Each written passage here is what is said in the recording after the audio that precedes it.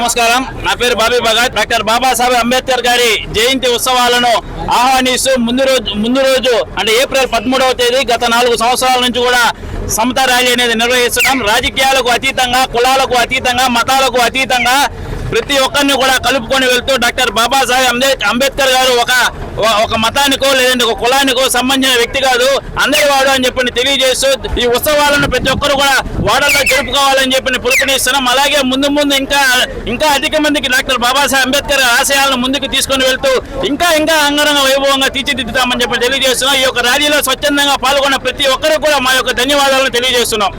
అందరికీ జై భీమ్. నా పేరు అమృత్. ఈరోజు డాక్టర్ బాబాసాహెబ్ అంబేద్కర్ గారి 135వ జయంతి ఉత్సవాలను పురస్కరించుకొని నెల్లూరు నగర నడిబొడ్డున ఈ యొక్క సమతా ర్యాలీ నిర్వహిస్తున్నాం.